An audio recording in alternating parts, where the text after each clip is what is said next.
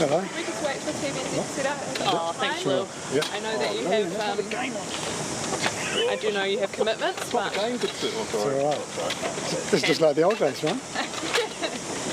What's changed, eh? Yeah. Nothing really.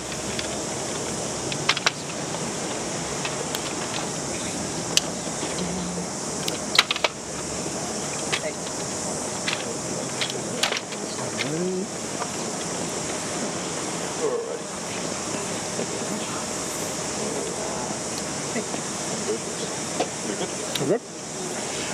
All right, just confirming, just had the meeting with the Prime Minister and Minister Simon Watts, a very constructive meeting about a range of issues concerning Wellington City, but on the issue of the Maher Point sewage treatment plant, we agreed, look, we do need an independent inquiry as a matter of public confidence amongst other things, and also because of the range of parties and entities involved in the issue.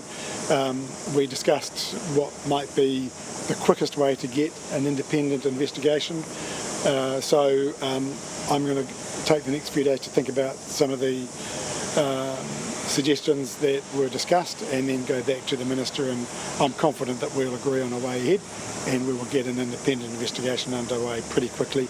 We need that. The remediation work is going to start in a matter of weeks, and we need to know that what we're going to do to fix the plant and get it operating again, we do in a way that means we prevent what has happened from happening again. So that's really important. But happy to take your questions. How long will the investigation take? Look, I couldn't give a time frame on it. I think what we talked about is the need for as quick an investigation as possible. We want it to be thorough. We want the investigator or investigators to have the authority to get documents and what have you, but we want a good, thorough investigation to be done as quickly as possible. So we're just thinking about how that might be set up. Just confirm, will that independent investigation take place like as soon as possible rather than waiting for it to be sorted and then move into an investigation phase? No, we want to get an investigation underway as quickly as possible, and the Minister said he's very keen to cooperate to do that, so we're working together to make sure we get an investigation set up that is independent, that has the right powers and can do what we need it to do. Was there a preference discussed by you or the Prime Minister or the Minister as to what type of investigation it would be? We didn't really discuss preferences. We talked about options and anything from the ministerial type inquiry to an inquiry commissioned by the Minister through other processes. What we agreed on was that doing something that would lead to an investigation as quickly as possible was preferable, but on the basis that it has the right expertise, independent and the right powers to get the right information.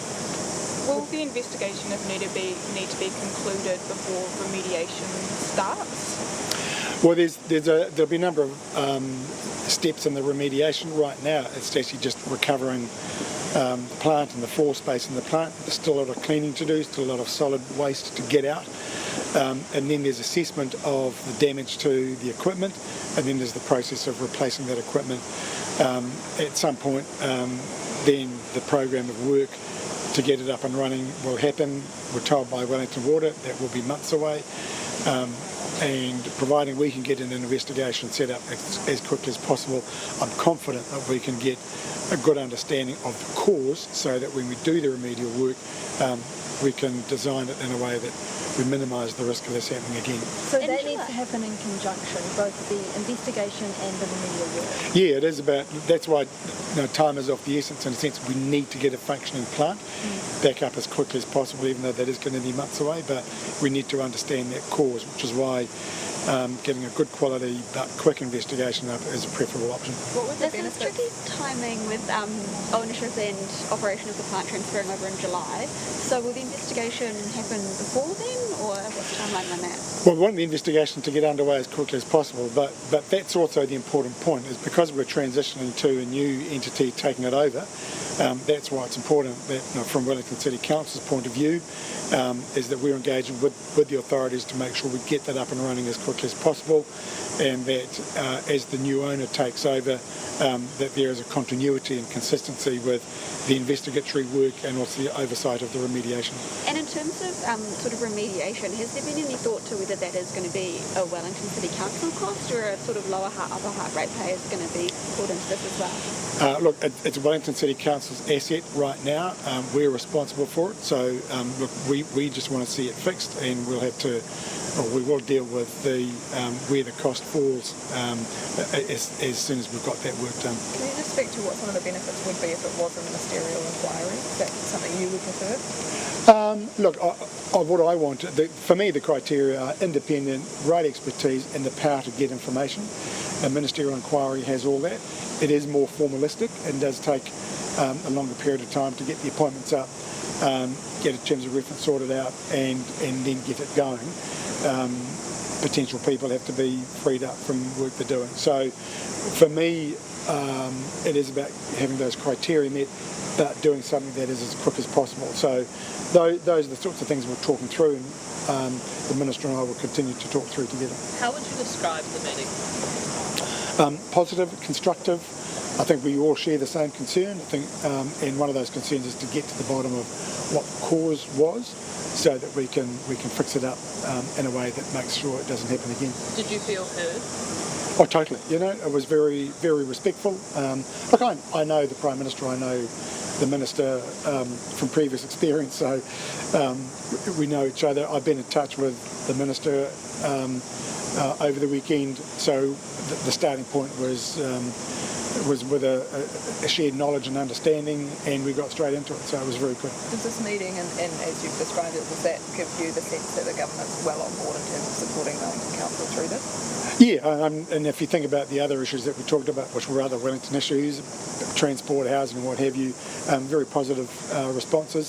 So I'm very pleased with the hearing that we got and the attitude that the government is showing towards Wellington. Was this meeting scheduled prior or because of what's happened at Warpoint? No, this was scheduled some time ago. This was really about talking about the relationship between central government and Wellington City and just getting a reset on that relationship.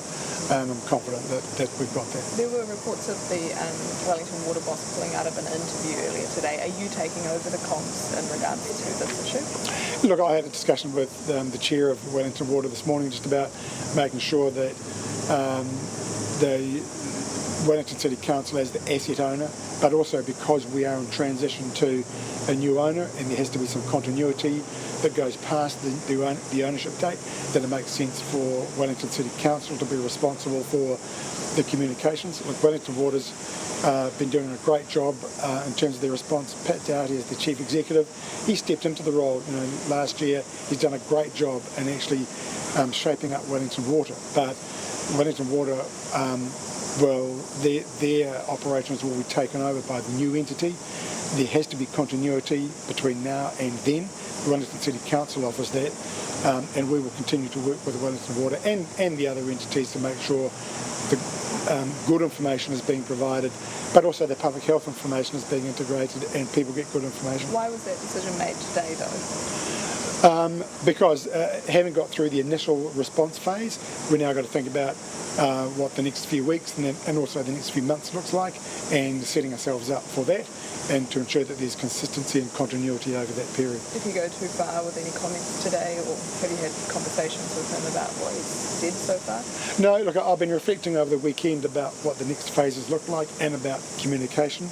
The other important thing is that when you think about the people who have been detrimentally affected by this, particularly the people who are living near the site, the people and the businesses who are on the south coast, Wellington City Council is accountable to them. We've got to provide explanations and a response to them.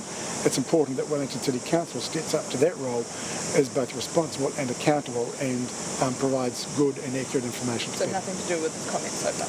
He's done a good job? He's done a good job as Chief Executive getting Wellington Water a lot of the issues sorted out. We've now had this significant failure. There's a response to that. The Wellington City Council's got to take responsibility for its bit, but it's got to provide continuity as we transition to a new arrangement. Did you get any,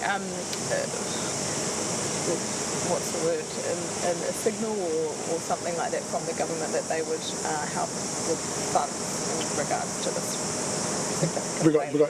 We got no indication about any financial support for any remediation or anything like that, no. So the council's on its own? Yes. with our partners. I mean, that's one of the issues we will have to sort out. But that's why it's also important that no one party with a stake in this sort of gets ahead of the others. I think it's important that we get an investigation that's genuinely independent. There's no question of conflict of interest, and we get good information to the people who need it. Wellington's water services delivery plan already had, I think it was about $2 billion shortfall in terms of long-term plans and the costs needed. Are you concerned about how this is going to be paid for? Yeah, look, there's going to be challenge. We've known there's been challenges for infrastructure funding, including water infrastructure funding, for some time. That's just one of the many challenges that we have. This adds to that.